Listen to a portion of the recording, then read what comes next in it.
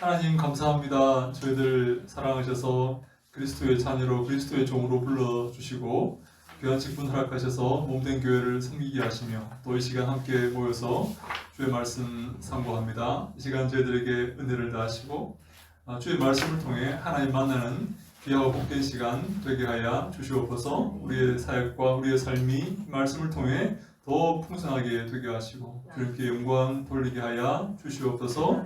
예수님 이름으로 기도합니다. 아멘. 아멘. 네. 바울은 이 로마 감옥에서 소위 옥중 서신을 기록하죠. 옥중 서신을 기록하는데 에베소서, 필립보서, 골로새서, 빌레몬서 이렇게 4개의 서신을 기록합니다. 근데 오늘 우리가 볼 서신이 바로 에베소 교회에 보낸 편지인데요. 에베소 교회에 보낸 이 편지는 6장까지인데 1장에서 3장까지는 교리 부분을 다룹니다. 제가 교리 그러면 여러분 무엇을 떠올리라고 말씀을 드렸었죠? 이신칭입니다. 이신칭. 다시 말해서 무슨 말입니까? 믿음으로써 의롭다 칭함을 받는다. 그 말이죠. 믿음으로써 의롭다 칭함을 받는다. 다시 말해 이 믿음이라는 말은 첫 번째 기억할 것은 내 힘이 아닌, 내 노력이 아닌 하나님의 은혜로라는 말입니다. 은혜로. 그래서 에베소서 2장 8절로 9절에 너희가 그 은혜를 인하여 믿음으로 말미암아 구원을 얻었나니 이것이 너희에게서 난 것이 아니요 하나님의 선물이라. 그래서 이 믿음이라는 말에서 가장 중요한 것을 우리가 이 믿음 하면 우리가 항상 기억합니다. 이것은 선물이다. 내게서 시작된 것이 아니다. 내가 한 것이 아니라 하나님의 은혜요 선물이다 하는 것을 기억하셔야 됩니다. 믿음의 가장 큰 속성이 바로 이것입니다. 그래서 여러분 이렇게 자랑할 수가 있나요? 나는 믿음이 좋은데 왜 너는 믿음이 그 모양이야?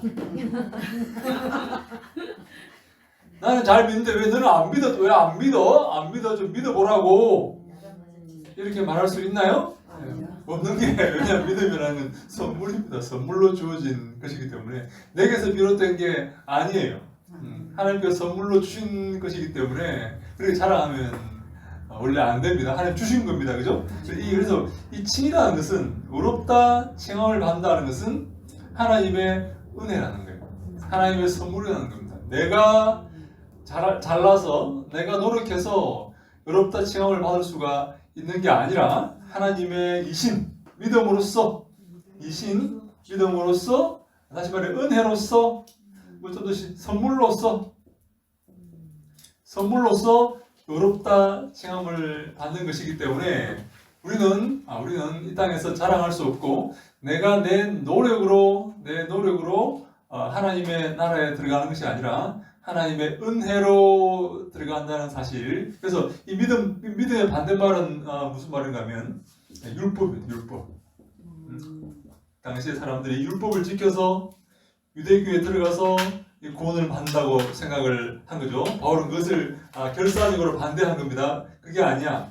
믿음으로 구원받는 거야. 하나님 은혜로 구원받는 거야. 여러분들은 하나님의 은혜로 다 구원받으셨죠? 하나님의 선물로 구원받으셨죠?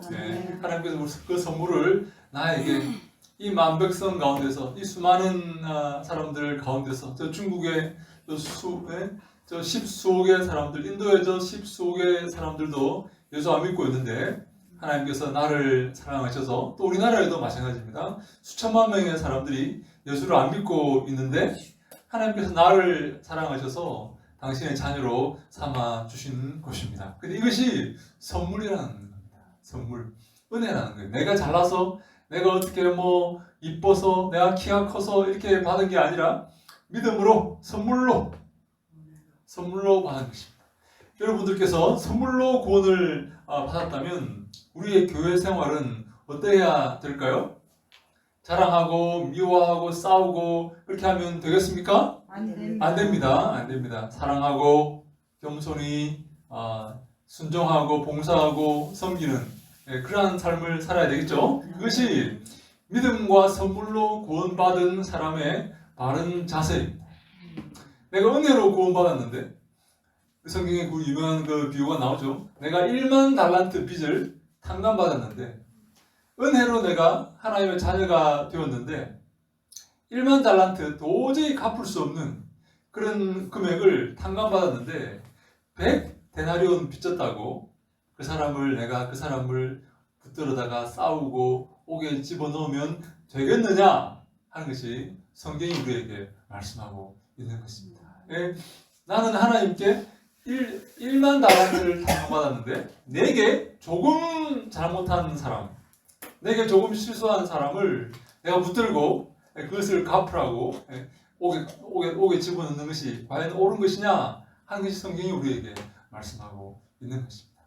만약에 내게 100데나리온의 그 빚을 진 사람의 그 빚을 내가 받아내겠다면 그 빚을 내가 받아내겠다고 싸우면 하나님이 1만 달란트의 빚을 갚으라고 하실지도 몰라요. 다시 갚아라. 맞습니까? 네. 맞죠? 성경이 그렇게 말하죠. 다시 불러다가 다시 일로 와서 다시 와 안 돼. 다시 나 안 돼. 나 안 되겠다. 어제 너는 내가 봐주려고 그랬는데 탕감해 주려고 그랬는데 안 되겠다. 다시 갚아라. 너는 도저히 기본이 안 되겠다. 너는 그래서 다시 갚아라 그러죠. 하나님께서 그래서 우리가 1만 달란트의 빚을 다시 안 갚기 위해서 우리가 어떻게 해야 됩니까? 이웃이 내게 빚진 그 조그마한 것을 탕감해 줘야 되겠죠? 용서해 줘야 됩니다. 그래서 용서는 다른 사람을 위한 것이 아니에요. 자기를 위한 것입니다. 내가 용서해 줄 때 하나님께서 내 큰 죄를 용서해 주시고 내가 용서 안 할 때 내가 용서 안 하고 내가 붙들고 갚으라고 싸우면 하나님께서 큰 그 빚을 다시 갚으라고 이렇게 하실 수가 있다는 거죠. 그래서 우리가 이 믿음으로 은혜로 구원을 1절에서 3장까지 은혜로 구원을 받았다면 이 4장에서 6장까지 그렇다면 우리가 어떻게 살아야 될 것인가 하는 것을 설명하고 있습니다. 오늘 우리가 한번 볼 때 하나님께서 우리에게 선물을 주셨는데 어떤 선물을 주셨냐면 이 11절에 보니까 중간에 39페이지 중간쯤에 11절 우리 같이 한번 읽어볼까요? 시작! 그가 어떤 사람은 사도로, 어떤 사람은 선지자로, 어떤 사람은 복음 전하는 자로, 어떤 사람은 목사와 교사로 삼으셨으니 아멘. 여러분 여기에 여러분 다 해당이 되실 줄로 믿습니다.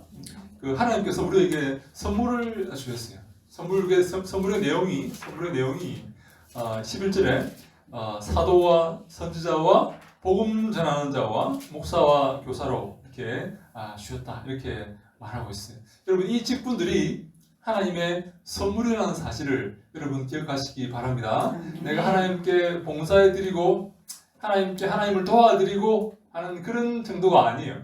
하나님께서 내게 이 직분을 주신 것은 내게 선물을 주셨다 하는 것입니다. 선물. 이것을 통해서 하나님은 우리에게 더 큰 복을 주실 것이기 때문에 그렇습니다. 그래서 우리가 교회에서 이런 모습으로 저런 모습으로 봉사하는 것은 하나님이 주신 선물이다. 그래서 이것을 억지로 하는 것이 아니라 마지못해 하는 게 아니라 감사한 마음으로 선물을 받은 마음으로 즐거운 마음으로 해야 되겠다 그 말입니다. 그래서 사도는 보냄받은 자라는 의미의 말이지만 신약에서는 특별한 직분을 의미하는 말입니다. 사도 형제는 12제자를 특별히 사도라 칭하고 그 조건을 이렇게 정했습니다. 마띠아를 우리가 뽑을 때 이런 그 조건을 제시하죠. 사도행전 2장 21절로 22절 말씀 같이 읽습니다. 시작! 이러함으로 요한의 세례로부터 우리 가운데서 울려서 가신 날까지 주 예수께서 우리 가운데 출임하실 때에 항상 우리와 함께하는 사람 중에 하나를 세워 우리와 더불어 예수께서 부활하심을 증언할 사람이 되게 하여야 하리라 하거늘 우리와 항상 함께 다녔던 사람 그리고 예수 그리스도의 부활을 증언할 수 있는, 부활을 본 사람, 부활하신 예수 그리스도를 본 사람, 이것이 바로 신약 성경에서 사도가 될 두 가지 조건입니다. 우리와 늘 함께 했던 사람, 그리고 예수 그리스도의 부활을 목격한 사람. 이 부활이 중요합니다. 부활 신앙이 중요하기 때문에 부활을 목격한 사람만이 사도가 됩니다. 그러면 여러분, 지금 어떤 사람이 내가 사도다 그렇게 말하고 다닌다면 그 사람이 옳은 바른 사도일까요? 아닙니다. 사도는 더 이상 없습니다. 그 옛날에 12명의 사도와 바울까지만 우리가 사도로 인정합니다.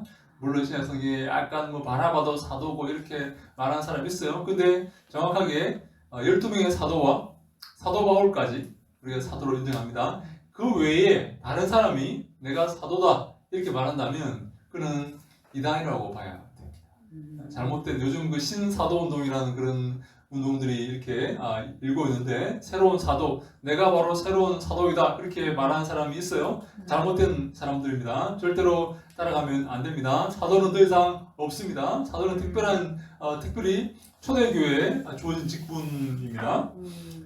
그래서 사도가 이렇게 하나님께 사도를 이렇게 주셨고, 또 선지자라는 이 공동체가 있는데, 이 초기 기독교 공동체에 다시 말해 아직 교회가 정착되지 않았고 신약 성경이 형성되지 않았던 상황 속에서 하나님의 계시를 전달하던 자들이었다. 마치 구약에서 예언자들이, 선지자들이 하나님의 계시를 전달했듯이 복음의 선포와 성도의 삶의 규범을 제시하기 위해 이런 직접적인 계시의 권위가 당시에 필요했던 것이다. 하나님께서 당시에 복음서가 기록되기 전에 계시로 당신의 뜻을 전달하셨다 하는 그런 말씀이죠. 우리 고린도전서 14장 26절 시작. 그런즉 형제들아 어찌할까? 너희가 모일 때 각각 찬송시도 있으며 가르치는 말씀도 있으며 계시도 있으며 방언도 있으며 통역함도 있나니 모든 것을 덕을 세우기 위하여 하라. 아멘. 너희가 모일 때 각각 찬송시도 있고 가르치는 말씀도 있고 계시도 있고 방언도 있고 통역함도 있다는 거예요. 당시 초대교회에서 그런 것들이 있었다는 거죠. 여러분, 여기서 중요한 게 계시가 당시에 있었다는 그런 것입니다. 특별 계시요. 하나님께서 말씀하신, 하나님께서 계시하신 특별 계시가 있습니다. 여러분, 지금도 특별 계시가 있을까요? 목사님, 어젯밤에 꿈에서 하얀 이렇게 옷을 입고 수염을 잔뜩 기른 어떤 할아버지가 나타나셔서 내게 이렇게 말씀했습니다. 누구야? 복권을 사거라. 여러분, 그런 게 요즘 오늘날도 있을까요? 네. 오늘날도 계시가 있을까요? 네. 지금은 성경이 이렇게, 정경이 완전히 이렇게 확립이 되었습니다. 네. 우리 AD 389년에 카르타고 회의에서 신약이 확정되었습니다. AD 90년에 잠니아 회의에서 구약이 확정되었습니다. 389년에 카르타고 회의에서 신약 성경이 확정되고 90년에 잠니아 회의에서 구약이 확정이 되었습니다. 신구약 66권이, 그래서 고로 신구약 66권이 확정이 되었습니다. 이제 더 이상은 여러분 계시가 없습니다. 특별 계시가 없습니다.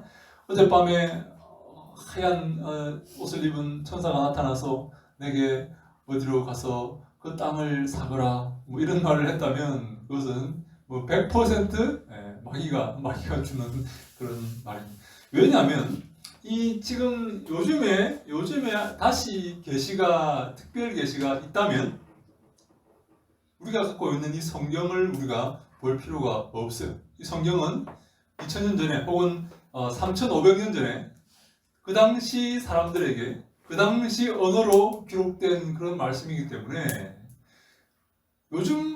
오늘 내게 하나님께서 우리말로 우리 상황에서 주시는 말씀이 있다면 그 말씀을 들어야지 3500년 전에 주신 그 말씀을 들을 필요가 없는 거예요. 그죠? 성경이 사실 오늘 오늘 내게 특별 계시가 다시 주어진다면 우리는 성경을 읽을 필요가 없어요. 왜 헬라어를 공부하고 히브리어를 공부하고 그때 상황을 공부하고 문화를 공부합니까? 오늘 내게 우리말로 이 상황에서 주시는 그 말씀을 들어야죠. 그죠? 그래서 우리가 이 성경을 오늘도 특별 계시가 있다면 우리는 성경을 읽을 필요가 없고 성경을 덮어야 됩니다. 그래서 그건 잘못된 것입니다. 더 이상 특별 계시가 없어요. 특별 계시는 이 성경밖에 없습니다. 더 이상의 특별 계시는 없습니다. 어젯밤에 근데 그런 것이 있습니다, 여러분. 하나님께서 내게 뭐라 말씀하셨다, 뭐라 이렇게 하라고 하셨다, 그렇게 말하면 큰일 납니다. 하나님께서 내게 감동을 주셨습니다. 그건 괜찮아요. 그건 아주 은혜스러운 그런 삶이지만 내게 분명히 이렇게 하라고 말씀하였다. 그런 말 많이 듣죠. 네, 심지어 예언한다는 사람들이 어젯밤에 이렇게 너에 대해서 기도하다 보니까 하나님께서 내게 이렇게 말씀하시고 너가 이러이러한 상태라고 하더라 하는 그런 말씀은 다 잘못된 것입니다. 다 특별히 계시는 더 이상 없어요. 하나님께서 내게 이런 감동을 주셔서 내가 이런 일을 하기를 원한다. 그렇게 말하는 것은 괜찮아요. 하나님께서 제게 오늘 감동을 주셔서 다음 주일날 여러분들에게 식사를 한번 이렇게 대접을 하고 싶어요. 아멘. 아멘입니까? 네. 왠지 내가 그렇게 하고 싶어요. 네. 이건 괜찮아요. 너무 은혜스러운 거죠? 그죠? 근데 하나님께서 어젯밤에 내가 기도할 때 너의 미래에 대해서 말씀해 주시더라. 응? 너 사기죄로 너 고발당한다더라? 뭐 이런 잘못된 겁니다. 이건 아주 잘못된 겁니다. 그런 점쟁입니다. 기독교 무당입니다. 기독교 무당. 잘못된 행위입니다. 절대로 속으면 안 됩니다. 더 이상의 특별 계시는 없다는 것입니다. 지금은 이 선지자에서 옛날에는 선지자에 있어서 하나님의 말씀을 특별히 이렇게 우리에게 말씀했지만 더 이상 그런 것은 없다는 것이죠. 그 다음에 복음 전환자 요한게리테스라는 이렇게 말로 하는데 당시에 복음 전하는 자들이 이렇게 디모데후서 4장 5절에 바울은 디모데에게 모든 일에 근신하며 고난을 받으며 전도인의 일을 하며 내 직무를 다하라 할 때 이 전도인이 바로 복음 전하는 자입니다. 당시에는 지금도 우리 여러분 복음 전하는 자들 있죠? 누굽니까? 우리 교회 전도사들이 복음 전하는 자들이겠죠? 그리고 목사와 교사가 있다. 사도 역할을 하는 선교와 교회 개척을 복음 전하는 자가 맡았다면 지역 교회의 목회 일반은 목사가 맡았던 것으로 보인다. 이에 해당하는 포이면은 예수님 자신을 가리키는데 사용된 목자라는 그런 말입니다. 목자. 요한복음 10장 11절 나는 선한 목자라 선한 목자는 양들을 위하여 목숨을 버리거든요.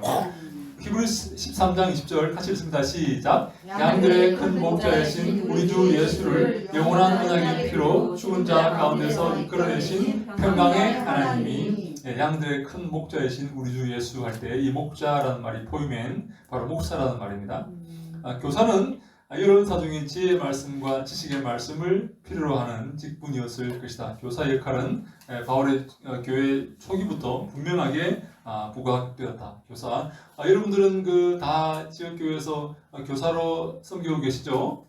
봉사 하시기를 바랍니다. 우리 고린도전서 12장 28절 시작. 하나님이 교회 중에 몇을 세우셨으니 첫째는 사도요, 둘째는 선지자요, 셋째는 교사요. 그 다음은 능력을 행하는 자요. 그 다음은 병 고치는 은사와 서로 돕는 것과 다스리는 것과 각종 방언을 말하는 것이라. 아멘. 특별히 그 바울이 고린도 교회에다가 보낸 편지 가운데서 이 교회의 직분들을 몇 가지 소개하는데요. 사도와 선지자와 교사와 능력 행하는 자와 병 고치는 자와 또 서로 돕는 권사를 말하겠죠. 권사는 집사를 그리고 다스리는 것과 장로를 말하겠죠. 각종 방언을 말하는 것이다. 이 고린도전서 14장 26절에 그런즉 형제들아 어찌할까 너희가 모일 때 각각 찬송 시도 있으며 가르치는 말씀도 있으며 계시도 있으며 방언도 있으며 통령 감도였나니 이 모든 것을 덕을 세우기 위하여 하라. 이렇게 말하고 있습니다. 그 밑에 한번 같이 읽어볼까요? 네, 시작. 에베소서에서 열거된 직분의 순서는 교회 발전 과정을 반영하는 역사적 흐름이기도 하다. 사도로 시작하여 공동체가 이루어지고 아직 제도화가 되기 전에 성령 안에서 직접적인 계시를 통해 하나님의 뜻을 내게 하는 선지자들의 역할이 부각되었다. 사도 시대가 마감되고 사도가 담당했던 복음 전파와 선교, 교회 개척의 사명은 요한게린테스에게 이양되고 지역의 개교에서 회중을 다스리고 감독하며 삶을 돌보며 교회 확장, 보존하는 일은 목사와 교사에게 이양되었을 것이다. 참고로 고린도전서와 로마서의 직분 목록은 다음과 같다. 이런 직분들이 있었는데 이 직분들은 사실 교회 발전 과정과 맥을 같이 한다. 그래서 사도가 있었고, 그 다음에 선지자들이 있었고, 그 다음에 요한게리테스, 복음 전하는 자들이, 전도인들이 있었고, 그리고 목사와 교회가 이제 세워진 이후에는 목사와 교사가 있었다. 이렇게 보는 겁니다. 우리 로마서 12장 6절로 8절 같이 읽습니다. 시작. 우리에게 주신 은혜대로 받은 은사가 각각 다르니 혹 예언이면 믿음의 분수대로, 혹 섬기는 일이면 섬기는 일로, 혹 가르치는 자면 가르치는 일로, 혹 위로하는 자면 위로하는 일로, 구제하는 자는 성실함으로, 다스리는 자는 부지런함으로, 긍휼을 베푸는 자는 즐거움으로 할 것입니다. 아멘. 교회에서 우리에게 주신 직분이 있다. 이런 직분들을 성실하게 잘 감당하는 것이 하나님께서 우리에게 주신 이 선물이라는 거예요. 선물. 이 직분을 잘 우리 감당하는 것이, 이 직분들이 바로 하나님이 내게 주신 선물이다. 여러분, 그러면 이 직분들 가운데서 하나만 하는 게 좋을까요? 뭐 하나도 너무 힘들어. 내 먹고 살기 바쁜데 뭐 교회에서 뭐 이런 일 하라 저런 일 하라 그러고 시도 때도 없이 불러대고 이거 너무너무 힘들어. 나 하나만 할래. 그렇게 하는 게 좋은 걸까요? 아니면 나는 여러 개 다 하고 싶어. 왜 이런 표정이 어둡습니까? 나 여러 개 다 할래. 나 이것도 하고 저것도 할래. 나 성가대도 하고 교사도 하고 나는 봉사도 하고 나는 주방에서 일할 설거지도 하고 다 할래. 여러분 이런 사람이 복된 사람일까요? 여러분 뭐 이렇게 보니까 표정들이 참 내가 지금도 바빠 죽겠구만. 이게 하나님의 선물이라는 거예요. 선물. 이 일들이 억지로 내가 하나님께 이렇게 뭐 편의를 봐드리는 게 아니라 하나님의 선물이라는 거예요. 이런 직분들이. 그죠? 그래서 저는 그렇게 생각하는 거예요. 힘이 닿는 데까지 우리가 이 몸된 교회 봉사를 한다면 하나님께서 얼마나 기뻐하실까 하는, 마음은 저 공밭에 있고 마음은 저 주식 벼랑판에 마음이 가 있는데 지금 하나님이 교회 일을 하라고 하니까 할 수 없이 와서 하는 그런 게 아니라 몸된 교회를 잘 섬기고 세워나가는데 최선을 다한다면 하나님께서 얼마나 기뻐하실까 그런 마음을 가지고 우리가 최선을 다해서 이렇게 해야 되는 거죠. 근데 하나님께서 앞에 언급된 다양한 직분과 선물을 주시는 데는 목적이 있다. 그 목적은 12절, 13절에 등장합니다. 4장 12절 같이 읽습니다. 시작. 이는 성도를 온전하게 하여 봉사의 일을 하게 하며 그리스도의 몸을 세우려 하십니다. 이런 선물을 주신 것은 성도를 온전하게 하여 봉사의 일을 하게 하며 그리스도의 몸을 세우려 하십니다. 이런 직분들을 주신 이유가 바로 성도들을 온전하게 만들어서 교회를 세우게 하기 위함이다. 그래서 이 교회를 세워나가는 당신의 종들을 하나님께서 얼마나 기뻐하시고 얼마나 큰 복을 주실까 하는 것을 우리가 기억합니다. 그러면 교수님, 네네. 성령의 선물, 네. 성령의 충만함, 또 이런 이게 은사를 선물이라고 표현하시는데, 네. 그러니까 이 은사를 통해서 모든 만물을 충만케 하시는 데 있다 이렇게 말씀하시잖아요. 그렇죠. 우리 은사를 통해서. 그렇죠. 그러니까 근데 그 성령의 선물과 이 은사의 선물의 차이. 성령의 선물과 이런 은사라는 이 선물의 차이가 우리 성령의 선물은 뭐라고 생각하십니까? 성령께서 주시는 선물이 뭐라고 생각해요? 성령의 열매를 말씀하시는 건가요? 아니 그러니까 그 자체는가는 베드로가 복음을 이렇게 전하고 했을 때에도 네. 너희들이 성령의 선물을 받으라 주셨을 때 성령의 선물을 받았다 이렇게. 성령을 선물로 받는다는 말이죠. 예, 예. 성령을 선물로 받으라 그렇게 예, 말씀했죠. 예. 네. 근데 그 뜻과 네. 이런 직분의 선물의 그 뜻과 네. 같은 건지. 네. 아, 우리 너무 좋은 질문하셨습니다. 너무 좋은 질문하셨습니다. 이렇게 질문을 이렇게 해주시니까 제가 이렇게 얼마나 좋은지 모르겠습니다. 얼마나 좋은지 모르겠어요. 네. 우리 한번 그 베드로가 성령을 선물로 받으라 했던 그 구절이 어디 나오는지 한번 찾아보세요. 성경이 어디 나오는지. 사도행전 어디입니까? 제가 지금 잠깐 기억이 안 나는데 사도행전 몇 장입니까? 성령을 선물로 받으라 할 때 그 선물.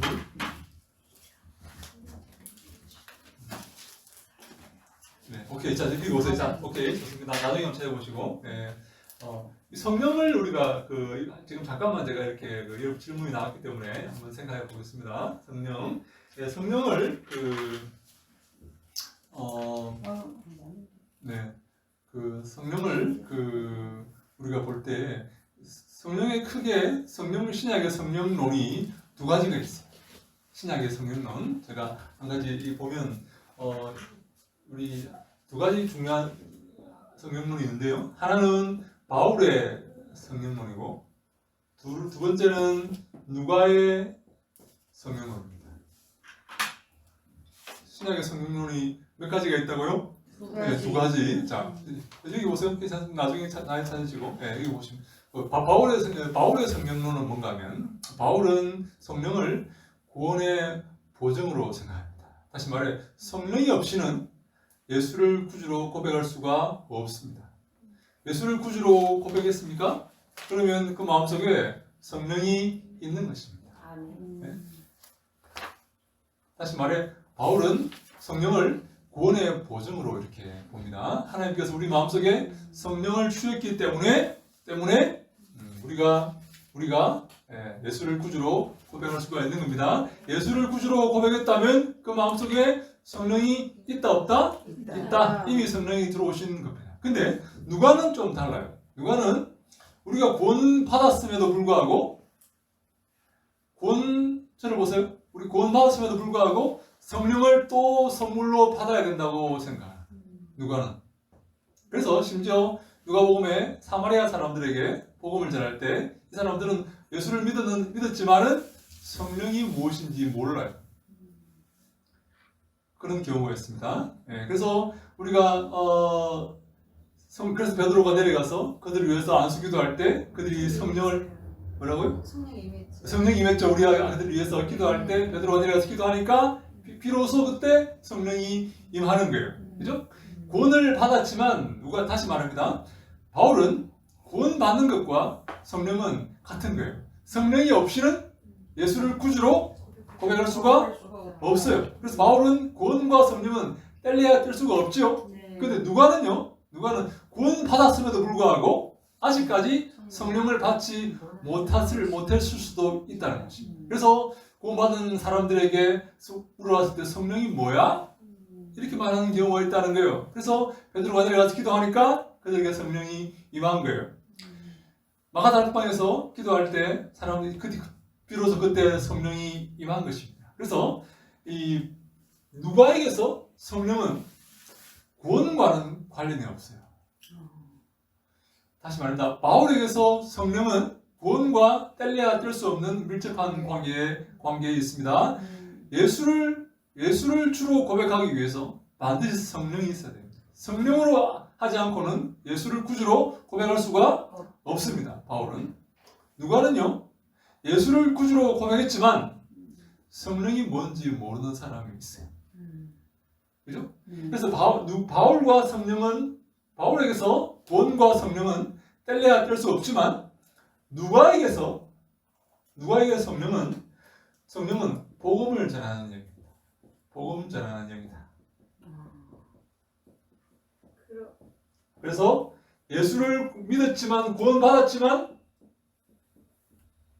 다시 복음 전하는 영을 받아야 한다라고 누가가 묘사하고 있는 것입니다. 이게 바로 신약의 성령론의 두 가지 큰 줄기예요. 큰 줄기입니다. 바울이 말하는 성령은 구원과 뗄래야 뗄 수 없어요. 예수를 주로 고백하기 위해서는 내 마음속에 성령이 있어야 됩니다. 성령으로 하지 않고는 아무도 예수를 주로 고백할 수 없어요. 누가는 그게 아니에요. 구원 받았지만 성령이 뭔지 모르는 사람이 있어요. 그래서 아볼로가 복음을 전했잖아요. 아니, 그렇죠. 말씀을 전했을 때 네. 굉장히 힘있게 복음을 많이 전해서 많은 사람들 무리가 따랐는데 네. 그때 아굴라와 브리스길라가 거기 있다가 다시 그 말씀을 가르쳤잖아요. 그렇죠. 예, 그러고 나서 그 다시 그 세례 요한의 그러니까 세례는 요한의 세례밖에 몰랐고 네. 예수님의 세례를 몰랐을 때였나? 그때 그래서 베드로가 가서 기도했을 때 성령 받기를 기도를 했을 때 성령이 임했어요. 맞아요. 예. 그죠? 네, 그러고 나서 복음을 다시 교회마다 이렇게 세우는 그 역할을 했거든요. 네. 그랬을 때 그러면 그 아볼로는 네. 그 구원받은 사건은 우리가 죽음과 부활의 사건을 믿었었죠. 그렇죠. 맞아요. 그렇게 봐야 돼요. 네, 그러면 그 기도했을 때 어떻게 네. 기도했을까? 베드로가 네, 성령이 임하도록 기도했겠죠. 그렇게. 네, 그렇죠. 그래서 왜 그게 필요했을까요? 오케이. 그래서 이제 우리 누가의 관점을 우리 일단 일단 잠깐만요. 네. 우리 바울의 관점은 잠깐 우리 덮어두고 네. 잠깐만 덮어두고 누가의 관점만 봅시다. 네. 누가 속으로 들어가는 거예요. 네. 그래서 누가 속에서 누가는 우리가 성령을 또 선물로 받는다고 생각하는 거예요. 구원 받았지만 또 2차적으로 선물을 받는다고 생각하는 거예요. 어떻게 하면 뭐 하려고요? 복음을 전하려고. 복음을 전하기 위해서는 반드시 성령이 임해야 되는 거예요. 성령이 너에게 마시면 너희가 권능을 받고 예루살렘과 온 유대와 사마리아와 땅까지 이르러 내 증인이 되리라. 뭐가 임하면요? 성령이 임하면은 우리가 복음 전도를 하는 것입니다. 그래서 누가행전, 다시 말해 사도행전과 누가복음에서는 복음을 전할 때 반드시 성령이 임합니다. 반드시 성령 이야기를 하고 복음을 전합니다. 왜? 왜냐하면 누가에게서 성령은 복음 전하는 영이에요. 복음 전하는 영. 누가에게서 이제 조금 이렇게 이제 좀 이렇게 명확해집니까? 그래서 너희가 기도할 때 성령을 선물로 받으리니 이것은 구원의 영이라기보다는 복음 전하는 영으로서의 성령을 말씀하고 있는 것입니다. 그러면 교수님 네. 이 성령을 많이 그러니까 요청을 하거나 네. 그거 받기를 많이 사모하잖아요. 네. 그러니까 그거를 받는데 복음을 전하는 데가 필요로 느끼는 게 아니라 네. 무언가 힘, 내적인 안에서 네. 이 현실과 싸우는 힘, 네. 이 말씀에 의하여 살고자 하는 그런 힘, 네. 그런 걸 많이 요청하거든요. 네. 그거는 어떻게 하는 거 잘못 구하는 건가요? 그렇죠. 이제 그거를 이제 참 말씀 잘하셨는데 뒤에 나오는데 우리가 기본적으로 기독교 신앙에서 이 성령 세례라는 게 있죠. 네, 그죠? 네. 그 세례는 몇 번 받습니까? 한 번 한 번 받는 단회성이에요. 단회성. 네, 세례는 한 번 받는 거예요. 그러면 성령께서 내 마음속에 임하셨다면 네? 뭐라고요? 성령 세례를 받은 거예요. 성령으로 세례를 받은 거예요. 그러면 그 이후에 일어난 일은 성령 충만으로 설명합니다. 성령 충만. 네? 이 성령 세례를 받은 이 성령께서 다시금 내 마음에 이렇게 나를 통치하시고 나를 장악하시고 나를 인도하시도록 이렇게 내어드리는, 그래서 내가 또 성령으로 충만하게 되는, 이것은 여러 번 가능합니다.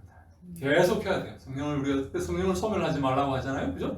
그래서 한 번 받는 이것은 내가 구원을 받는 것으로 이렇게 이례적으로 끝나는 거죠. 바울이 말한 것처럼 성령으로 아니하고는 아무도 예수를 구주로 고백할 수 없는 그런 일회성이죠. 그러나 우리의 삶 속에 어떤 특별한 자기의 특별한 이익이나 이런 걸 통해서 성령 충만을 요구하는 게 아니라 내 삶에 다시 한 번에 힘을 얻고 주를 위해 섬길 때 많은 부분도 이렇게 약해지고 또 이렇게 흔들리는 그런 부분이 있겠죠. 그런 것들을 극복해 나가기 위해서 우리가 매번 성령으로 충만을 받아야 돼요. 성령으로. 그런데 다시 성령을 세례를 받아야 된다 그렇게 하면 안 되고, 성령으로 그때는 성령으로 충만받는 충전하는 것처럼. 충전하는 것처럼, 그죠? 다시 한번 성령께서 내 삶을 인도하시고 장악하시고 통치하시도록, 그래서 내 힘이 아니라 성령의 힘으로, 하나님의 힘으로 내 삶을 여러분들을 극복해 나갈 수 있도록 충전하고 충만케 하는 것, 그것이 성령의 충만이다 이렇게 볼 수가 있는 거죠. 그래서 우리 누가의 성령론과 이 바울의 성령론이 관점이 조금 틀리다. 누가는 성령을 복음 전하는 영으로 이렇게 묘사하고 있다. 누가는. 그래서 누가복음 읽으실 때 여러분 이해가 안 되는 부분이 있어요. 분명히 이 사람은 구원받았는데 성령이 뭔지 몰라요. 그래서 바울이 베드로 가서 기도하니까 다시 성령이 임했다고 이렇게 말해요. 바울의 생각과 이 성령론과 좀 다르지 않느냐? 그렇게 보면 안 되고, 누가는 성령을 복음 전하는 영으로 이렇게 항상 그 관점에서 설명하고 있다. 그래서 우리 누가의 그 관점을 특별히 우리가 인정하고 받아들일 필요가 있습니다. 그래서 우리가 개인의 욕심에 의해서 뭐 이렇게 뭐 내가 뭐 성령 내가 뭐 신령한 자라는 것을 이렇게 뭐 다른 사람에게 알리기 위해서 성령 충만을 요구하는 게 아니라 이 어려움들을 극복하고 또 복음을 전하고 이렇게 하기 위해서 주님의 인도하심을 받기 위해서 성령으로 계속 충만케 되는 그런 우리가 되어야 되는 것입니다. 여러분, 이 성령은요, 특별히 그 사도행전 16장 7절에 보면 성령은요, 예수의 영이라고 이렇게 되어 있습니다. 한번 찾아볼까요? 누가 한번 찾아볼까요? 사도행전 16장 7절 말씀 한번 읽어 주실래요? 네, 사도행전 16장 7절. 무시아 앞에 이르러 비두니아로 가고자 했을 때 예수의 영이 허락하지 아니하시는지라. 성령은 바로 예수의 영입니다. 여러분 믿습니까? 네, 성령은요 다른 누구의 하나님의 영이지만 또 다른 누구의 영이 아니라 예수의 영입니다. 그래서 성령으로 충만케 되었다는 것은 어떤 신령한 것으로 이렇게 뭐 입신의 경지에 들어갔다든지 어떤 신령한 어떤 뭐 이상한 목소리를 낸다든지 그런 게 아니라 예수로 충만한 것이다. 이렇게 볼 수가 있는 것입니다. 성령 충만은, 여러분 예수 충만은 다른 말로 뭐라고 할 수가 있을까요? 성령 충만. 맞습니다. 예수 충만은 성령 충만이고 성령 충만은 예수 충만인데 다른 말로 하면 말씀 충만이라고 할 수 있어요. 예수가, 여러분 예수님 말씀 맞습니까? 태초에 말씀이 계시니 로고스가 계시니라. 이 로고스가 하나님과 함께 계셨으니 이 로고스는 곧 하나님이시니라. 이 로고스가 육신을 입고 이 땅에 오셨다. 그렇게 말하고 있죠. 우리 한번 찾아보세요. 요한복음 1장 14절 말씀. 누가 한번 읽어주세요. 요한복음 1장 14절 말씀. 말씀이 육신이 되어 우리 가운데 거하심에 말씀이 육신이 되어 우리 가운데 거하심에 우리가 그의 영광을 보니 아버지의 독생자의 영광이요 은혜와 진리가 충만하더라. 아멘. 네, 말씀이 육신이 되어서 우리 가운데 거하신 분이 계시죠. 그분이 누굽니까? 예수님이십니다. 예수님께서 본래 뭐라고요? 본래 어떤 존재였다고요? 말씀이 육신이 되었다. 예수님 말씀이 육신을 입고 이 땅에 오셨는데 그분이 예수 그리스도이십니다. 그래서 예수로 충만한 것은 뭐로 충만한 것이다? 말씀으로 충만한 것이다. 그래서 성령 충만은 예수 충만이고 예수 충만은 말씀 충만이다. 그래서 성령 충만했다고 해서 입신의 경지에 들어가서 이상한 말을 하고 뭐 이상한 눈이 뒤집어져 가지고 막 이렇게 이상한 그건 아닙니다. 예수로 충만한 것이요 말씀으로 충만한 것입니다. 성령의 충만은. 그래서 특별히 우리 사랑하는 우리 사역자들은 하나님 말씀에 충만한 사람들이 다 되어서 이 말씀을 잘 가르치고 설명하고 내가 너에게 분부한 모든 것을 가르쳐 지키게 해야 되는 것입니다. 그것이 바로 우리의 사명이다. 이렇게 말씀을 할 수가 있습니다. 네, 또 질문 있습니까? 그럼 성령 충만을 받기 위해서 기도하라 이런 우리가 많이 하잖아요. 그렇죠. 그러면 성령 충만은 예수 충만인데 말씀 충만인데 그러면 그 말씀이 예수님처럼 살기를 원하는 그런 기도, 예. 삶에 적용이 될 수 있는 말씀이 삶으로 행할 수 있는 그런 기도로 요청해야 되는 부분입니다. 성령 충만을 해서 기도하라 그러면 뭘 어떻게 기도를 해야 될지 그냥 뭐 기도하기에 뭐랄까 뭐 초월적인 능력을 구하고 뭔가는 말씀 없이 뭔가 뭔가 이런 초능적인 것들을 기대하면서 기도할 때도 많이 있어요. 있습니다. 네. 한번 우리 곧 볼 건데 요한 에베소서 5장 18절 말씀 한번 볼까요? 5장 18절 말씀 누가 한번 읽어주세요. 에베소서 5장 18절 말씀 거기에 대한 답이 이렇게 읽어보세요. 술 취하지 말라. 이는 방탕한 것이니 오직 성령으로 충만함을 받으라. 네, 이렇게 정확하게 워딩이 성령으로 충만함을 받으라 이렇게 되어 있죠. 예, 성령으로 충만한 명령법은 명령입니다. 명령. 예, 성령으로 충만함을 받으라. 여러분 술 취하지 말라. 이런 방탕한 것이니 방탕하다는 말은 허무하고 의미 없다는 그런 말. 아무런 의미 없는 열매가 없고 결과가 없는 그런 삶입니다. 성령으로 충만함을 받으면 성령의 열매가 맺히겠죠?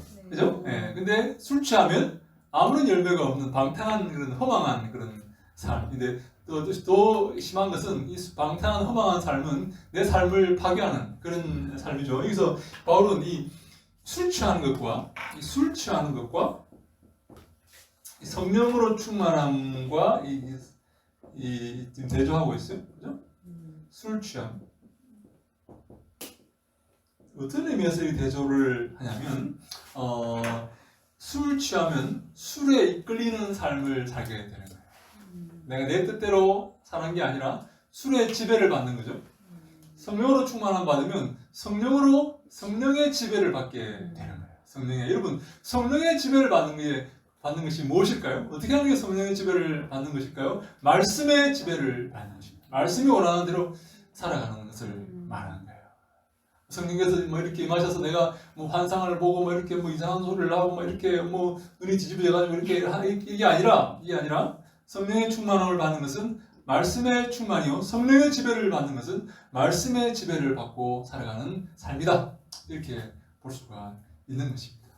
네, 그래서 우리 이 술 취하는 것이 아니라 내 삶이 항상 이 말씀의 지배를 받고 말씀의 인도함을 받아야 돼요. 주의 말씀은 내 발의 등이요 내 길에 비치니이다.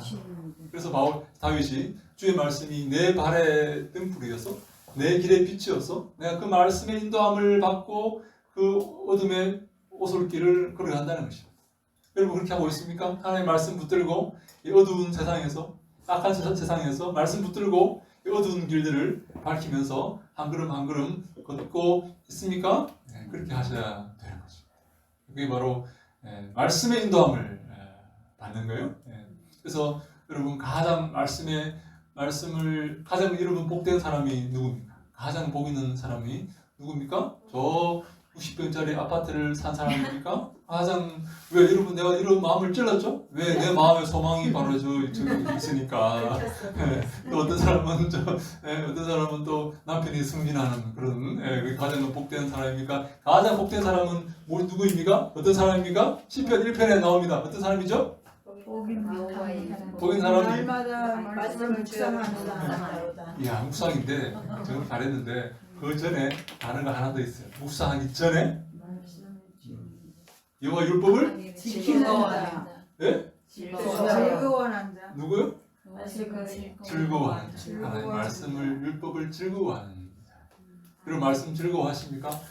이거는 아무도 지킬 수가 없어. 이거는 패스. 이거는 왜 내 마음을 찌르지? 괜히 읽었네. 이러면서 여러분 그러면 안 됩니다. 말씀을 즐거워해야 돼요. 오늘도 즐겁고 내일도 즐겁고 볼 때마다 즐겁고 또 보고 싶고 그래야지 괜히 봤네 이거. 그렇게 하면 안 됩니다. 말씀을 즐거워하고 그래서 그 말씀을 통해 내 앞길이 밝혀지고 내 앞길을 밝히는 그 말씀을 준행함으로써 살아가는 그가 바로 가장 복 있는 사람입니다. 그래서 여러분 온유란 말이 무슨 말입니까? 온유란 말은 온유란 프로테스트란 말인데요. 길들여지는 상태. 옛날에 사람들이 들소나 이런 말들을 잡아다가 가축으로 썼죠. 말들을 타고 다니고 또 소를 잡아다가 밭을 갈고 이렇게 했지 않습니까? 그죠? 야생에 있는 상태에서 가축의 상태로 길들여지는 것, 그것이 온유한 상태예요. 그럼 우리는 그러면 어떻게 하면 온유한 상태가 될까요? 하나님 말씀에 길들여져요. 말씀이 가라면 가고 오라면 하고 말씀과 싸우는 사람이 있어요. 말씀과 싸우는 사람. 예? 왜 하나님 나의 마음을 이렇게 아프게 합니까? 예? 그래서 말씀 보기 싫어요. 말씀 볼 때마다 부담되고 말씀 볼 때마다 큰 외투를 계속 끼워 입는 것처럼 이렇게 부담되는 그런 사람들이 있어요. 그러면 안 됩니다. 말씀에 길들여져요. 말씀이 그래서 여러분 구약에서 가장 온유한 사람이 누굽니까?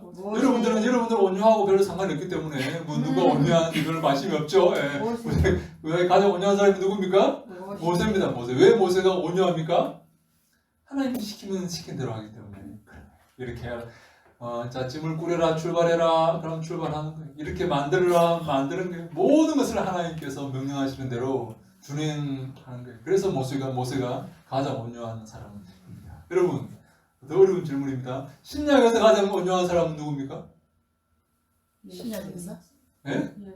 어떻게 알았습니까? 어려운데 나는 마음이 수어 무거운 짐진 자들아 내게로 내가 너희를 쉬게 하리라. 나는 마음이 온유하고 겸손하니 내 멍에를 메고 내게 배우라. 그러면 너희 마음에 쉼을 얻으리니. 여러분 참 재밌는 게 예수님께서 수고하고 무거운 짐을 잔뜩 지고 있는 무거운 짐을 잔뜩 지고 있는 이 사람에게 와서 예수님에게 와서 내 멍에를 또 지라고 말해요. 내 멍에를 여러분 너무 부담되는 거 아닙니까? 예? 나한테 와가지고 내 멍에를 지래요. 근데 이 옛날의 멍에는 이 소가 두 마리 이렇게 끌고 있는 이 멍에입니다.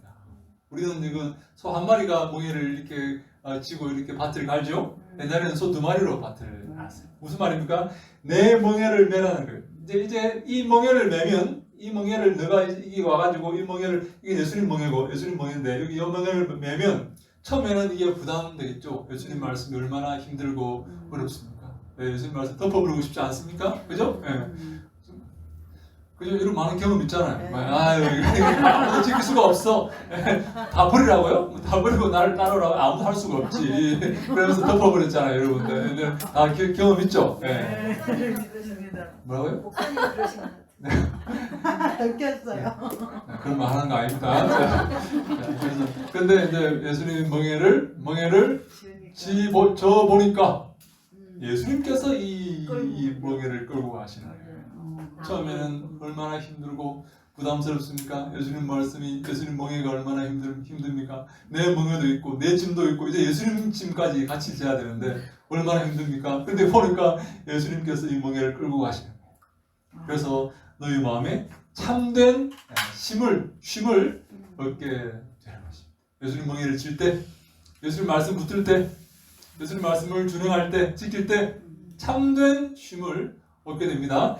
예수님 말씀 이 멍에를 안 지고 내 멍에와 무거운 짐을 내가 짊어지고 간다면 일평생 끝까지 이 허덕이며 부담감을 가지고 곤경 가운데 살겠지만 예수님의 이 멍에를 매는 순간 처음에는 좀 힘들 거예요. 그죠? 예수님과 보조를 맞춰야 되니까. 예수님이 이렇게 가는데 예수님과 보조를 맞춰야 됩니까? 내가 마음대로 이렇게 가고 막 서고 이렇게 그러면 안 되겠죠? 예수님이 갈 때 가야지. 그게 될 거 아니에요, 그죠? 예수님 쓸 때는 서야 될 거 아닙니까? 그래야지. 근데 예수님과 보조를 맞추는 게 얼마나 처음에는 힘들까요? 그죠? 그죠? 힘들겠죠. 근데 예수님과 보조를 맞추다 보면 예수님께서 이 모든 이 짐을 다 끌고 지고 가시는 거예요. 그래서 너희 마음에 참된 쉼을 얻게 될 것이다. 이렇게 말씀하시는 것입니다. 여러분 이제부터라도 여러분 혼자 이렇게 끙끙 앓지 마시고 예수님의 멍에를 메시기 바랍니다. 예수님 멍에를 메면 참된 쉼이 있다. 이렇게 말씀하고 있습니다. 또 질문 있습니까? 없습니까? 네, 좋습니다. 네, 그래서 우리 예수님의 우리가 멍에를 메고 이 직분들, 이 선물들을 잘 감당할 때에 예수 그리스도의 몸을 우리가 세우는 것이다. 어디까지 예수 그리스도의 몸을 세워야 하는가? 우리 13절 말씀 같이 읽습니다. 우리 41페이지 중간에 시작. 우리가 다 하나님을 믿는 것과 아는 일에 하나가 되어 온전한 사람을 이루어 그리스도의 장성한 분량이 충만한 데까지 이르리니. 아멘. 이런 직분들을 잘 감당하면, 내가 맡기신 직분들을 잘 감당하면 우리가 그리스도의 장성한 분량이 충만한 데까지 이른다고 말합니다. 우리의 믿음이 그리스도의 장성한 분량까지 자라게 된다 하는 것입니다. 여러분의 믿음은 얼마나 자라고 있습니까? 아직 유치원입니까? 중학교입니까? 고등학교? 이런 거 물어보는 게 여러분 좀 이렇게 약간 기분 나쁩니까? 아니죠? 왜 여러분 수준이 너무 낮기 때문에 내가 이렇게 물어보는 거 보는 건데. 자, 갓난 아기, 아직 젖을 먹어야 돼요. 아직까지 뭐 딱딱한 것도 오징어도 못 먹고 아직 아무것도 못 먹습니다. 이제 유치원, 중학생, 고등학생, 장성한 분량.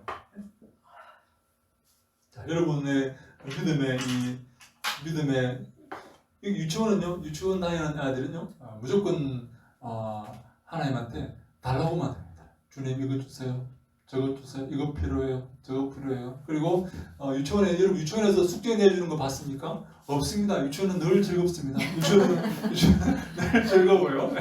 근데 이제 이게 중고등학교 올라가면 숙제가 있다. 숙제 안 하면 이제 시험도 본대. 시험도 보고 시험 떨어지면 창피합니다. 창피해요. 이제 시험 떨어지면 이제 얼굴 못 들고 다니죠. 추석 때 집에도 못 갑니다. 창피해서. 점점 난이도가 점점 올라가는 거예요. 여러분의 수준은 어디입니까? 여러분 다 갓난아기죠. 갓난아기 이제 곧 태어나가지고 이제 엄마 젖이나 먹고 이제 장성한 분량. 내가 좀 심했나? 내가 말을 이렇게 왜 내가 말을 이렇게 심하게? 우리 숙제 없잖아요. 여러분 숙제 내면 다 도망가잖아요. 다 숙제가 웬 말이야? 시험 본다고 해서 다 도망가고 말이야. 시험 안 된다고 시험 할 수 없다고.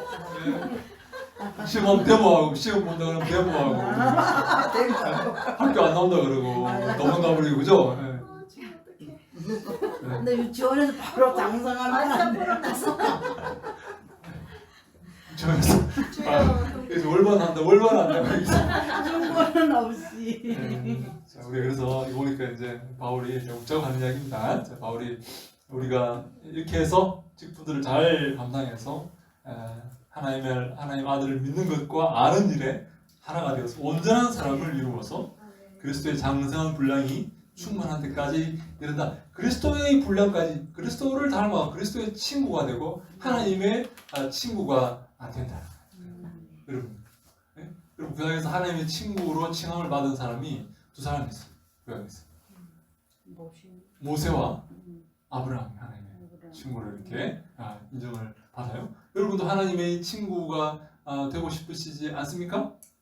하나님과 허심탄회하게 대화를 나누고 하나님의 그 마음을 알아서 하나님의 마음을 시원케 해드리고 징징대고 짜증 부리고 도망가고 숨고 그러는 게 아니라 하나님의 귀한 하나님께서 신뢰하는 내가 누굴 보냈고 이 어려운 일을 누구한테 시킬까? 하나님 저는 안 돼요. 저는 바빠요. 안 돼요. 하나님 저한테 제발 고개 다 숙이고 있대. 고개 다 숙이고 있대. 모른 체 안 돼. 못 들은 체 안 돼. 못 들은 체. 그죠 여러분? 맞죠? 어려운 일은 못 들은 체 하고 저는 아닙니다. 저는 믿음이 적습니다. 저는 절대로 할 수 없습니다. 딴 사람 알아보십시오. 딴 사람 알아보세요. 모세도 그랬잖아요.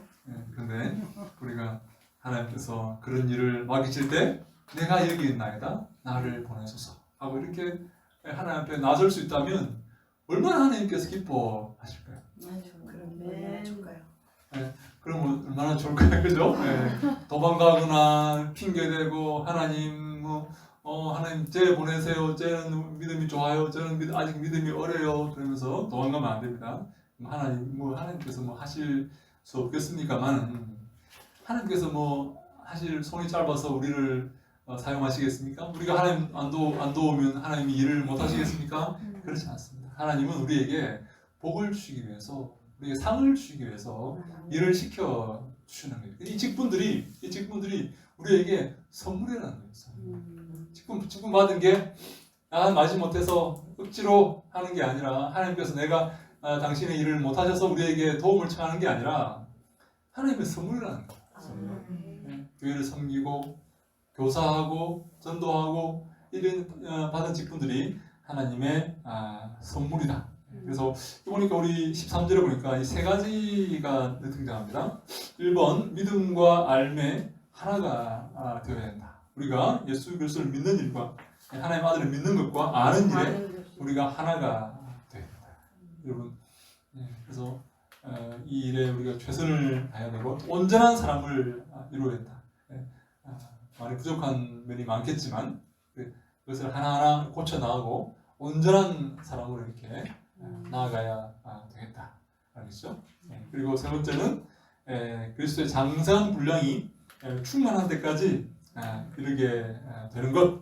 이것이 바로 우리 교회의 목표다. 하나님께서, 예수님께서 우리에게 부탁하시는 교회의 목표다. 그래서 에베소서 1장 22절로 23절 말씀 밑에서 두 번째 패러그래프 같이 한번 읽어볼까요? 시작. 또 만물을 그의 발 아래에 복종하게 하시고 그를 만물 위에 교회의 머리로 삼으셨느니라. 교회는 그의 몸이니 만물 안에서 만물을 충만하게 하시는 이에 충만함이니라. 아멘. 교회는 그의 몸이다. 교회는 예수 그리스도의 몸이다.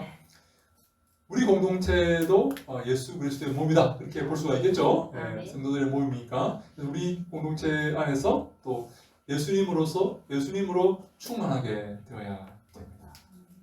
말씀으로 충만하게 되고, 그래서 예수님의 장성한 분량까지 우리가 자라가야 되는 것입니다.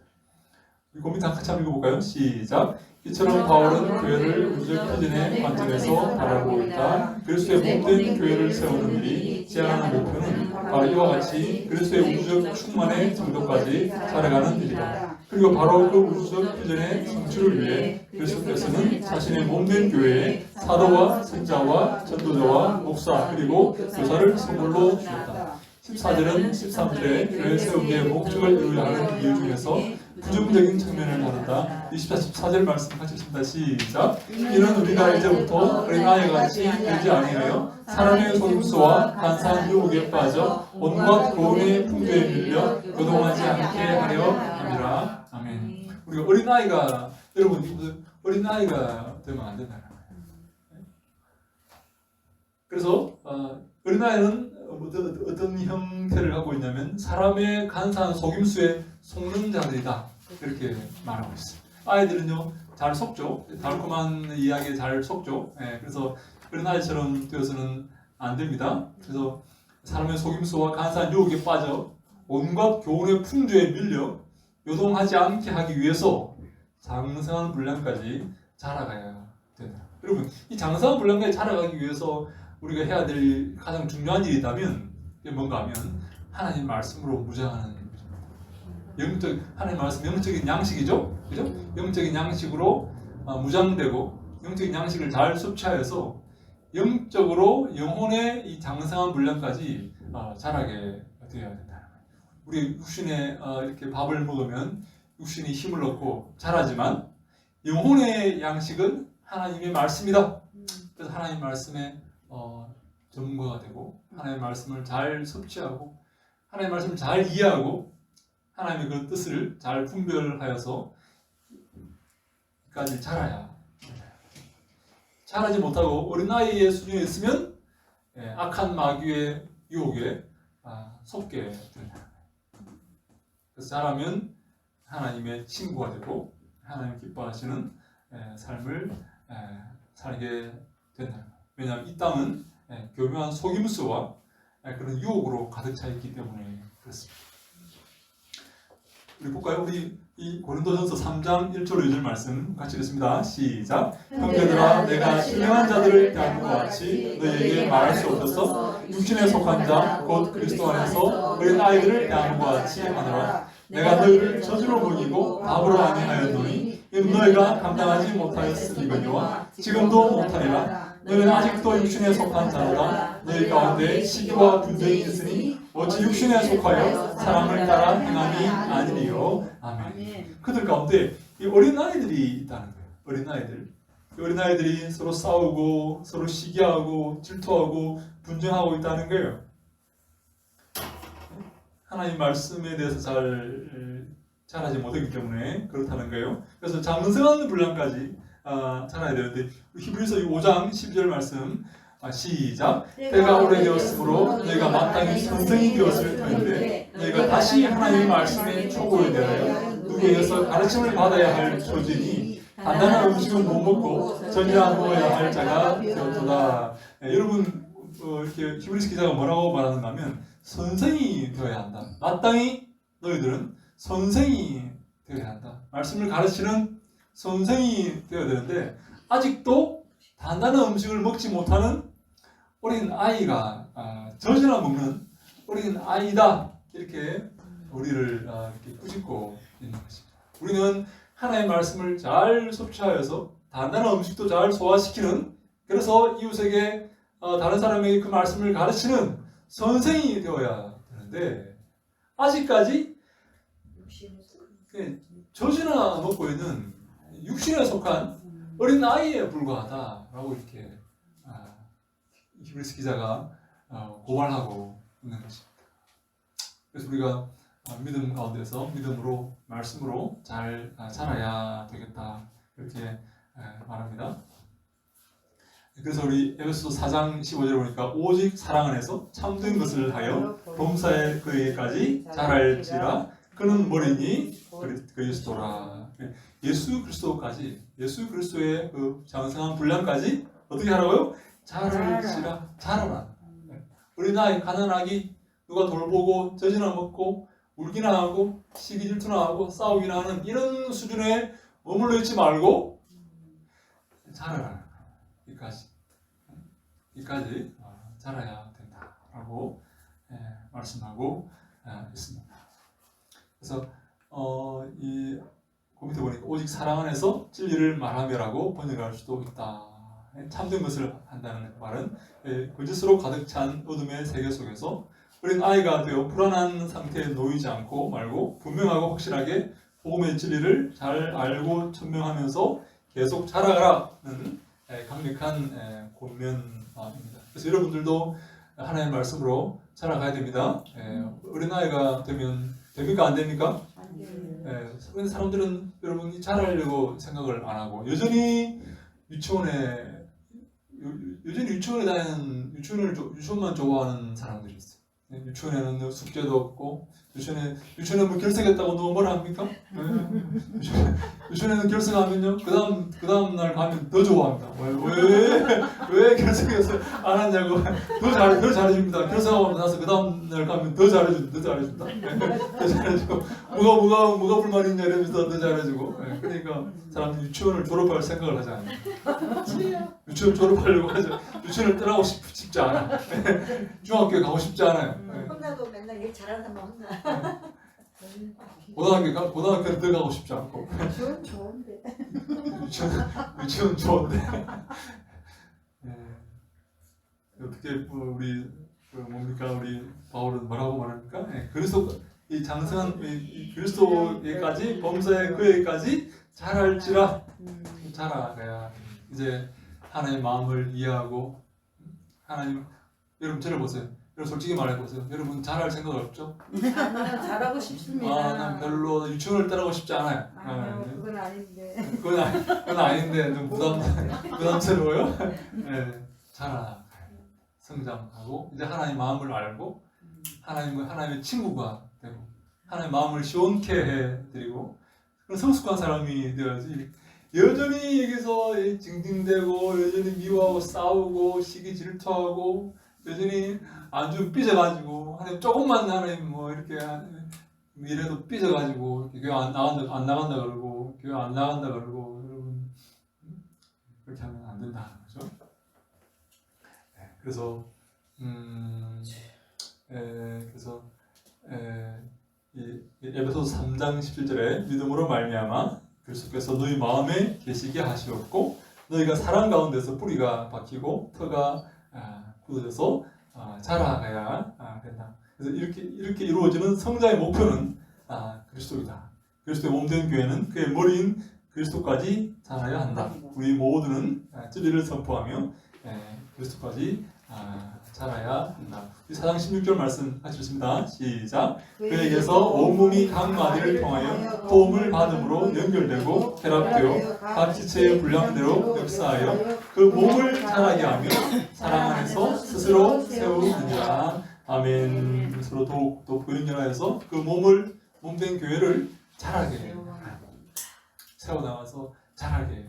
그래서 우리는 어린아이가 되지 않고 성숙한 사람이 되어서 예수님 마음을 시원케 하고 하나님의 마음을 시원케 하고 하나님의 사역을 감당하여서 하나님께 영광 돌리는 우리가 다 되어야 합니다. 여기서 우리 한 가지 기억할 것은 우리가 그 몸된 교회라는 말은 많이 들었지만 몸된 교회가 예수 그리스도의 몸이다 하는 거죠. 그래서 각 지체가 있는 거죠. 이렇게 몸이 있다고 합시다. 지체가 있는 거죠. 팔도 있고, 다리도 있고, 코도 있고, 입도 있고, 다 지체가 있죠. 근데 에베소서 한 가지 또 독특한 표현이 있는데 예수님께서 머리라는 거예요. 이게 교회입니다. 교회인데 교회가 예수님 몸이다 하는 우리 그 비유는 많이 성경에 나와요. 교회가 예수님 몸이에요. 그죠? 각각 다르지만 각각 약하고 강하고 또 날카롭고 다 각각 기능이 다 달라요. 근데 그러나 우리 모두는 예수님의 몸입니다. 몸, 지체. 그죠? 근데 여기서 한 가지 말하는 것은 이 교회의 머리가 바로 예수 그리스도라는 그 설명이 우리 오늘 이 골로새서와 에베소서에 등장합니다. 우리 중간쯤에 우리 골로새서 2장 19절 말씀 같이 읽습니다. 시작. 머리를 붙들지 아니하는지라 온 몸이 머리로 말미암아 마디와 힘줄로 공급함을 받고 연합하여 하나님이 자라게 하심으로 자라느니라. 네, 머리는 바로 예수 그리스도이십니다.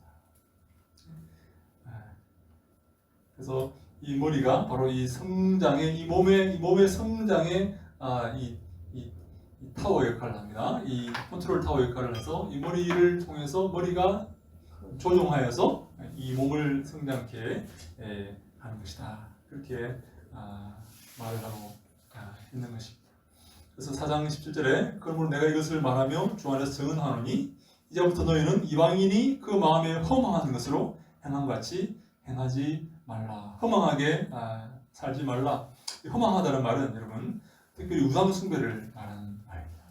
여러분은 지금 허망한 쓸데없는 아무런 의미 없는 헛된 삶을 살고 있습니까? 아니면 열매 맺는 삶을 살고 있습니까?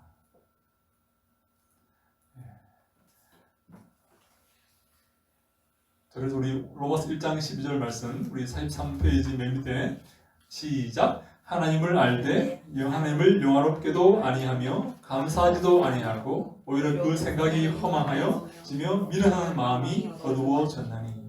허망한 삶을 사는 것을 보관합니다. 베드로전서 1장 18절 말씀 있습니까? 베드로 44페이지 베드로전서 1장 18절 찾았습니까? 44페이지는 오늘 내어드린 거죠. 오늘 내어드린 그 유인물.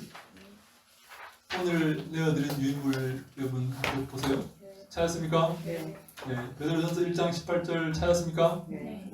같이 읽습니다. 시작. 너희는 알려니와 너희 조상이 물려준 헛된 행실에서 대속함을 받은 것은 은이나 금같이 없어질 것으로 된 것이 아니오. 너희들의 그 죄악된 삶, 헛된 행실, 우상 숭배의 삶, 잘못된 삶, 이것을 성경은 허망한 것이다.